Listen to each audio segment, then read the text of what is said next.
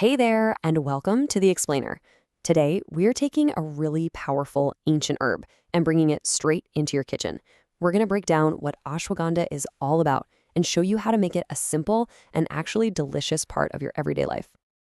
So I'm guessing you've seen this word popping up, well, pretty much everywhere, right? Ashwagandha is definitely having a big moment in the wellness world, and there's a really good reason for it. But here's the thing. What do you actually do with it?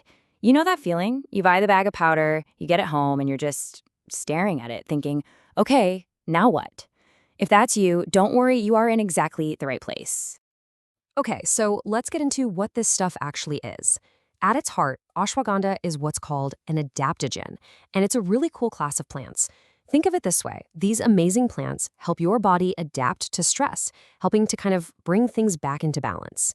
It's not a new fad either. It has this incredibly rich history and has been used for centuries in Ayurvedic tradition.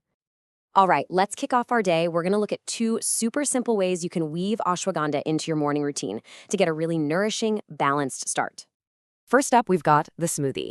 Honestly, this is probably the easiest way for anyone to get started. It's fast, it's filling, and it's a fantastic way to blend in the herb's unique flavor so you barely even notice it. And just look at these ingredients, super simple, right? We're talking stuff you probably already have. A banana for that sweetness and creamy texture, some almond milk, a spoonful of peanut butter for protein, a little cinnamon, and of course our ashwagandha powder. And the method? I mean, it couldn't be easier. You literally just toss everything into the blender, push the button, and boom, you're done. No fuss, just a delicious, nourishing drink ready in like a minute flat. Now, if you're looking for something a bit more traditional, maybe a little more direct, you've got the honey paste. This method has some seriously deep roots in Ayurveda, and it's both potent and incredibly simple. And get this, it's just 2 ingredients. Seriously, that's it. Some good quality raw honey and your ashwagandha powder. It really doesn't get more minimalist than that. All you do is mix them together until you get this smooth paste. You can either take a little spoonful of it straight, or if you'd rather, you can stir it into some warm water to make a simple, soothing little drink. Okay, this is probably the most important thing to know when you're starting out. What does it taste like? It has this earthy, kind of bitter flavor, and that is exactly why it works so well with things like warming spices, healthy fats like peanut butter, and natural sweeteners like honey. They don't just mask the flavor, they actually complement it. Okay, let's fast forward to the middle of the day. That afternoon slump is so real, isn't it?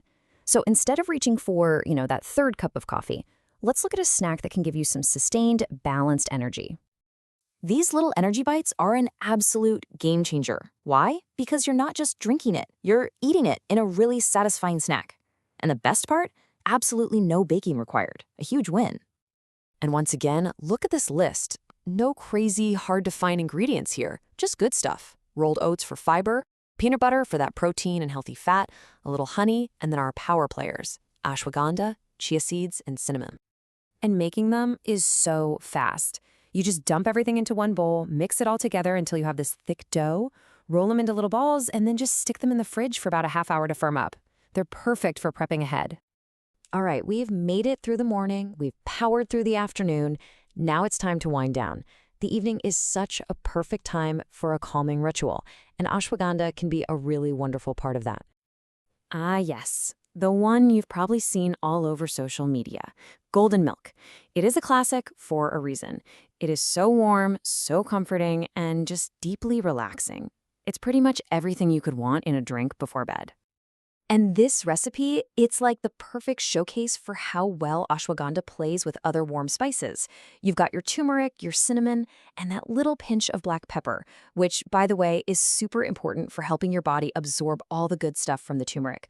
All of that is just brought together in some creamy milk with a little honey.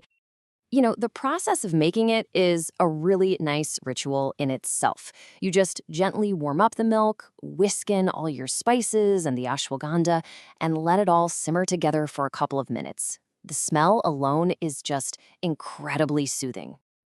So, are you feeling inspired, ready to give this a try? Before you run off to the kitchen, let's just quickly go over a few key things to remember so you have the best experience. All right, these are the big takeaways. First, start small. A little goes a long way. Being consistent is way more important than using a huge amount. Second, Remember to pair it with those healthy fats we talked about. It really helps your body absorb it. And just a little heads up, for a very small number of people, it can feel a bit energizing, so maybe just see how your body feels before you make it a super late night thing. And listen, this is super, super important. Like with any new herb or supplement, you gotta be smart and safe. If you're pregnant, nursing, or have any kind of medical condition, just have a quick chat with your doctor or a qualified professional before you start. I want to leave you with this idea because it really gets to the heart of what this is all about. Ashwagandha doesn't need to be complicated to be useful. This isn't about some complex mystical potion. It's just about simple, practical little additions that can fit into your real, actual life. So what's it going to be? That quick morning smoothie? Those little no-bake energy bites? Or maybe that cozy golden milk tonight? Honestly, the best part is just starting. So which one are you going to try first?